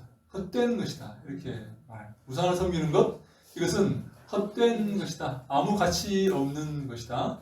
아무 열매가 없는 행위다. 이렇게 말합니다. 그래서 무익하고 헛된 그런 삶을 바울은 경계하고 싫어합니다. 4장 18절에 그들의 총명이 어두워지고 그들 가운데 있는 무지함과 그들의 마음이 굳어짐으로 말미암아 하나님의 생명에서 떠나도다. 그들의 총명이 어두워집니다. 우상 숭배하는 자, 허망한 삶, 세상을 사모하는 사람은 그들의 총명이 어두워집니다. 총명이라는 그 말은요, 어떤 말인가 하면 디아노이아라는 말인데요. 디아라는 말은 무슨 말인가 하면 무엇을 통하여라는 말이고, 이 노이아라는 말은 knowledge, 지식을 말합니다. 지식. 다시 말해 이 총명이라는 말은 무슨 말인가 하면 전체를 관통하는 지혜를 말합니다. 어떤 사물을 바라볼 때, 어떤 사건들을 이렇게 쭉 바라볼 때, 이 사건들의 전체를 관통하는 하나의 원칙, 그 지혜를 이렇게 말하고 있는 것입니다. 여러분들, 우리가 살아갈 때 많은 일들이 벌어지죠. 이 땅에서 많은 일들이 생기는데, 이 일들이 일어나는 원리가 뭘까, 원칙이 뭘까 하는 것을 꿰뚫어 볼 수 있는 그런 지혜가 필요합니다. 지혜가 필요합니다. 제가 지난주에 읽었던 책 가운데 이런 책이 있어요. 앙드레 라콕이라는 구약 신학자가 쓴 책인데요. 이 사람이 이렇게 말하는 거예요. 앙드레 라콕이라는 사람이 있었는데, 하나님께서 천지를 창조하시고 맨 마지막에 사람을 창조하셨는데, 아담과 하와를 창조하셨는데, 사람으로 하여금 이 모든 피조 세계를 통치하라고 이렇게 명령을 하신 거예요. 하나님의 형상으로, 우리의 형상으로 사람을 만들어서 땅과 땅에 기는 것과 하늘에 나는 것과 바다의 모든 것들을 다 다스리게 하자, 그렇게 말씀하셨죠. 창세기 1장 16절 말씀하셨어요. 하나님께서 처음에 세우신 질서가 이러한 질서라는 거예요. 이러한 질서. 그런데 여기서 이 피조물 가운데 가장 지혜로운 아이가 하나 있어요. 가장 지혜로운 것이 하나 있습니다. 그 뭐죠? 뱀입니다. 어떻게 알았어요, 여러분? 창세기에서 들었어요. 네, 뱀이라는 녀석이 하와에게 대화를 시도합니다. 하와에게 다가가서 왜 아담에게 대화를 시도하지 않고 하와에게 대화를 시도했을까요? 아담이 그 검령을 직접 들었고, 하와는 그 검령을 아담에게 전해 들었기 때문에 그렇습니다. 다시 말해 한 다리 건너서 들었기 때문에 그래요. 아담에게 아마 대화를 시도했다면 아마 단칼에 아담은 거절했을 것입니다. 근데 한 다리 건너서 들었던 이 하와의 마음속에 불만이 약간 싹트 있었던 것 같아요. 왜 못 따먹게 하지? 하는 그런 불만. 그 이유가 뭘까? 이런 불만, 이런 생각이 들어왔던 것 같아요. 그래서 뱀이 하와에게 접근해서 대화를 시도하는데, 참 불행하게도 하와가 그 대화에 응합니다. 걸려들었어요. 그래서 동산 전체 나무의 실과를 먹지 못하게 하더냐? 하니까 하와가 아니야, 하나만 먹지 못하겠는데 죽을지도 모른다고 했어. 분명히 하와는 그 말에 제가 볼 때는 불만을 지금 갖고 있는, 죽을지도 모른댔어? 죽는다 그랬는데, 근데 이 뱀이 그 틈을 이렇게 파고들어서 너 죽지 않아? 너희들이 이것을 먹으면, 이 동산 중앙에 있는 이 나무의 실과를 이렇게 먹으면, 하나님처럼 되기 때문에 못 먹게 한 거야. 먹어, 죽지 않아? 아니, 하나님이 당신의 형상으로 창조한 너희들을 나무 실과 하나 따먹었다고 죽이시겠어? 절대 죽이지 않지. 먹어봐. 하와가 뱀의 말에 순종한 거예요. 이 앙드레 라콕이 이렇게 말합니다. 뱀이 아담의 자리에 앉았다. 하와는 아담의 말을 듣고 하나님은 아담에게 명령하셔야 되는데, 이 질서가 깨어져서 뱀이 아담의 자리에 앉게 되어서 이 하와가 뱀의 말에 순종했다는 거예요. 그게 바로 죄라는 거예요. 다시 말해서 이 질서, 하나님과 아담과 하와와 이 피조세계의 이 질서가 뱀의 교묘한 관계로 깨뜨려진 거예요. 이 질서가 깨뜨려져 버린 거예요. 그게 바로 죄라는 거예요. 죄의 삭슨. 그래서 죄의 삭슨 뭐라고요? 사망이요. 사망. 우리는 어떤 일을 해야 되는가 하면 이 질서를 회복시키는 일을 해야 됩니다. 여러분, 많은 사람들이 귀신에 잡혀 있지 않습니까? 귀신 예수님께서 귀신을 쫓아내지 않습니까? 이 질서를 회복시키시는 것입니다. 네?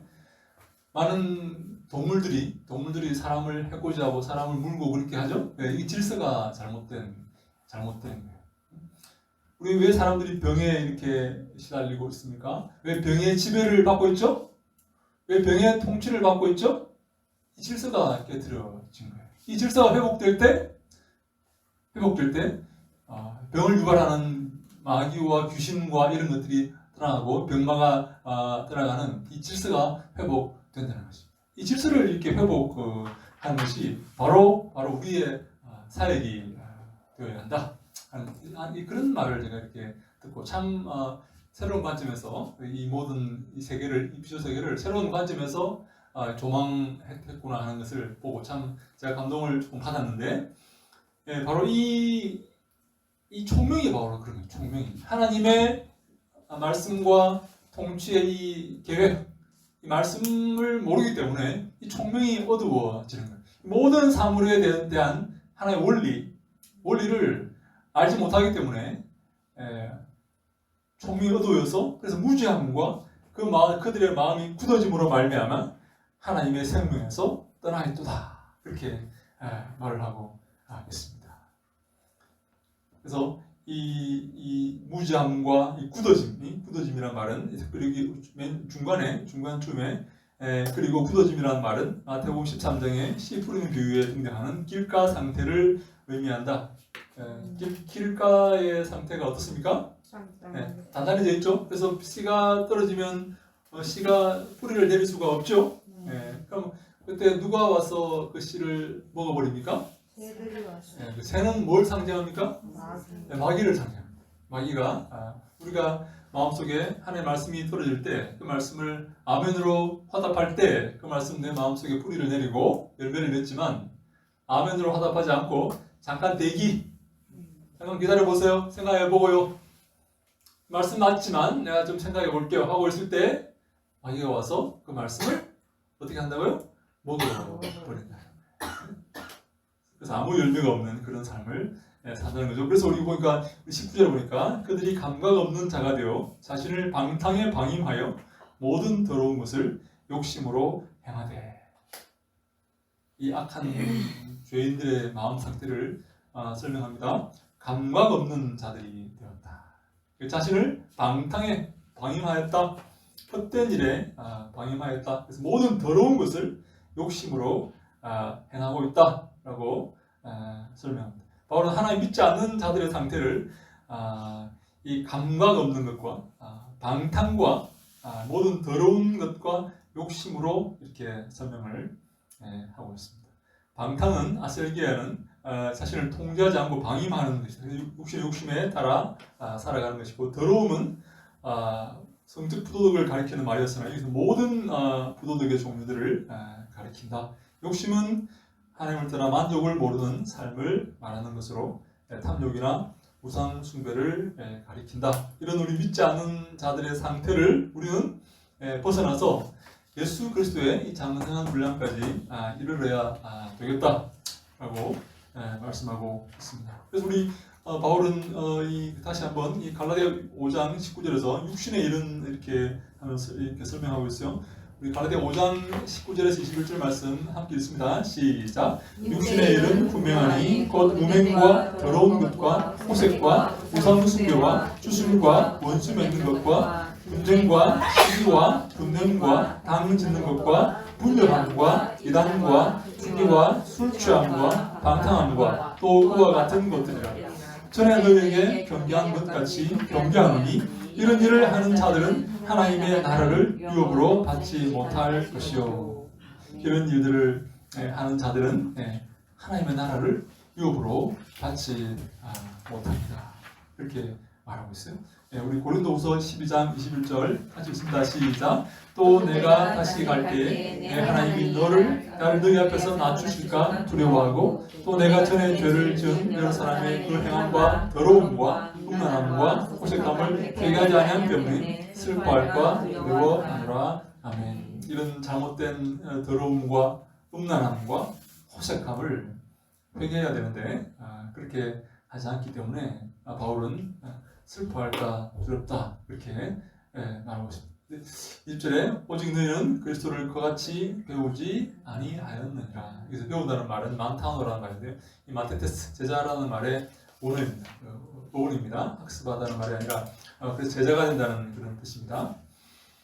우리는 바로 예수 그리스도를 배웠고 그의 제자가 되었기 때문에 그리스도를 닮아가는 제자다운 삶을 살아야 합니다. 그래서 사장 21절에 진리가 예수 안에 있는 것 같이 너희가 참으로 그에게서 듣고 또한 그 안에서 가르침을 받았을진대.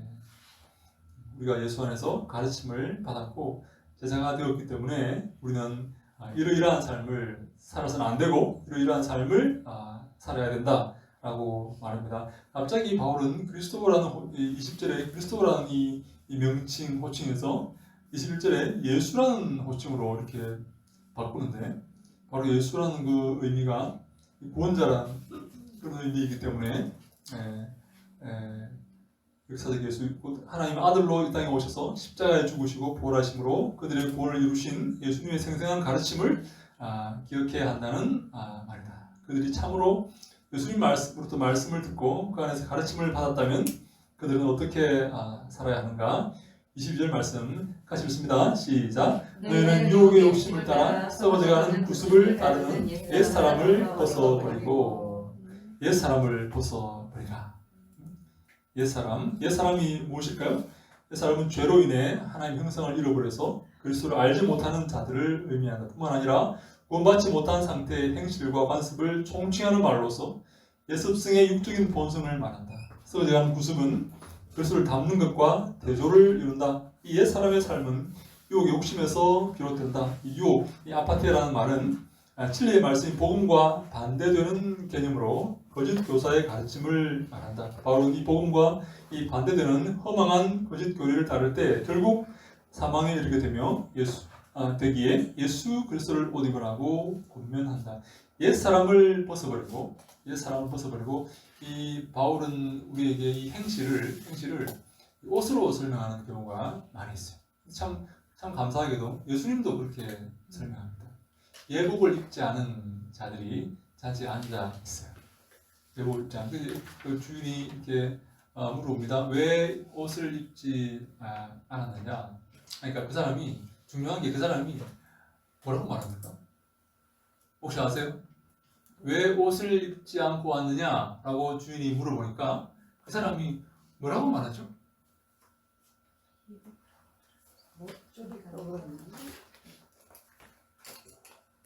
그 강구에서 밖에 나가서 강권에 데리고 왔잖아요. 네. 그 사람은 평소에 안 입고 다니는 사람인가. 평소에 옷을 안 입고 다니는 강권에서 거룩한 예복을 안 불러왔어요. 입고 지나가다 불러왔어요. 네. 자리가 많이 비우니까 불러왔어요. 근데 주인이 근데 다른 사람 옷을 입었는데 그 사람은 옷을 안 입고 예복을 안 입고 온 거예요. 이제 잔치에 가려면 그 사람에게 사용하는 예복을 입어야 되는데 안 입고 왔어요. 근데 주인이 물어보잖아요. 왜 예복을 안 입고 왔느냐 이렇게 말하니까 그 사람이 뭐라고 말합니까? 길 가다가 잡혀왔어요. 그렇게 말합니까? 뭐라고 말합니까? 왜 주인은 예복을 안 입었다고 그 사람에게 지금 이렇게 그 사람을 책망하고 있는 거죠? 이런 거 입고 오는 몰랐어요. 입고 와야 되나요? 뭐 이렇게 반응했나요? 어떻게 반응했나요? 그 사람이? 몰랐다고. 잘 몰랐어요. 말해주지 않았고 옷을 안 입고 또 무슨 옷을 입어야 되는데요? 줘야지. 그렇게 말했어요? 준비 안 했어요. 준비 안 했어요. 뭐 갑자기 잡혀왔는데 무슨 준비를 해요? 뭐 그렇게 말했어요? 뭐라고 말했어요? 글쎄요.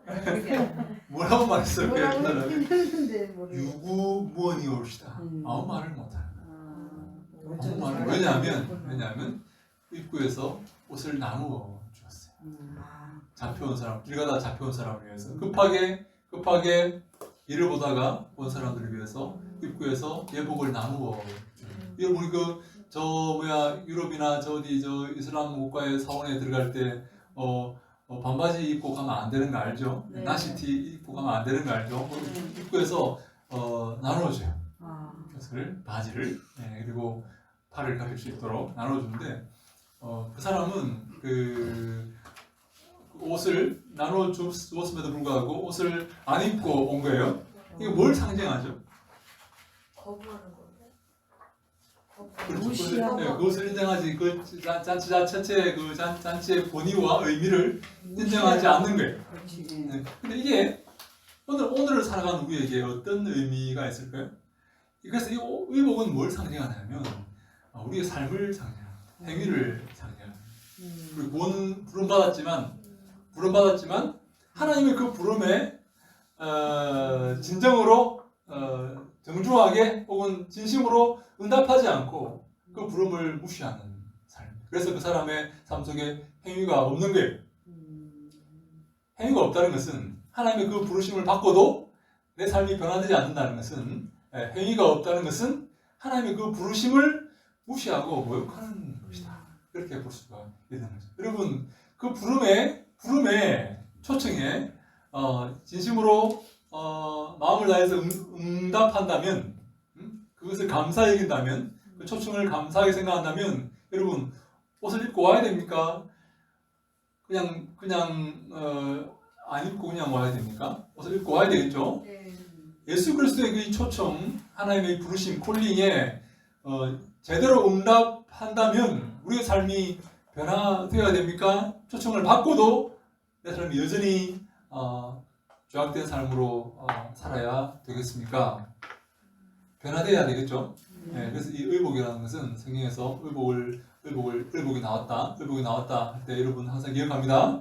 기억합니다. 의복은 행실을 말합니다. 다른 질문 없습니까? 네, 그럼 우리 함께 한번 기도할까요? 기도합시다. 우리가 예수 그리스도를 믿는 믿음으로 구원받았다면 어떤 삶을 살아야 될 것인가 하는 것이 오늘 주제였습니다. 우리가 주님이 기뻐하시는 삶을 살아야 됩니다.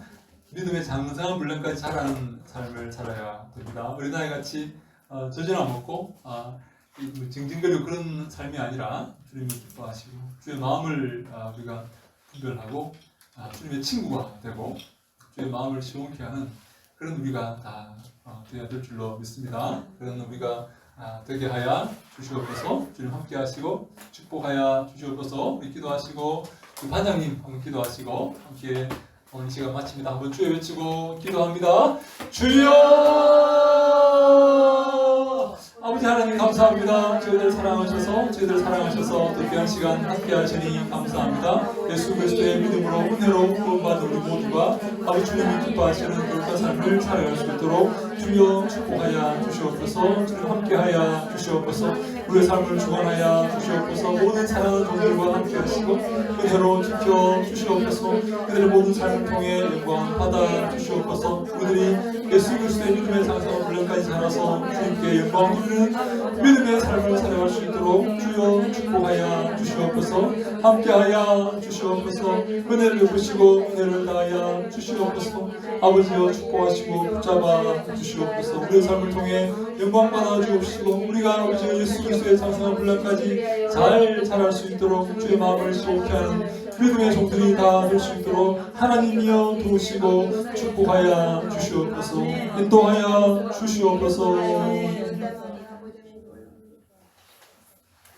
하나님 오늘도 저희들에게 진리의 말씀을 듣게 해주시니 감사를 드립니다. 아멘. 하나님 이 말씀이 어떠함인지 우리는 익히 알지만 우리가 순종하지 못하는 그런 어리석음이 있습니다. 다시 한번 말씀에 그 깊이를 우리가 알았고 하나님 더 순종해야 임을 우리가 알았습니다. 하나님의 자녀된 그 신분과 또 하나님 우리를 부르신 그 합당한 사역의 속에서 하나님께 영광이 되고 기쁨이 되어지는 그런 일상의 삶이 되어줄 수 있도록 축복하여 주시옵소서. 아멘. 하나님 우리가 살고 또 남을 살리는 사역 또 하나님 예수님을 닮아가고자 하는 우리의 모습과 또 다른 사람들에게도 그런 영향을 끼칠 수 있는 주인공들이 되게 하여 주옵소서. 아멘. 하나님 늘 교수로 수고하시는 우리 교수님 하나님께서 늘 그 사역 속에 하나님 기름 부으시고 때마다 하나님 좋은 곳으로 인도하여 주셔서 정말 아멘. 근심된 일이 없도록 하여 주시고 더 아멘. 풍성한 사역이 되어질 수 있도록 인도하여 주시옵소서. 아멘. 오늘도 우리와 함께 하신 하나님께 감사를 드리며 예수님의 이름으로 기도합니다. 아멘.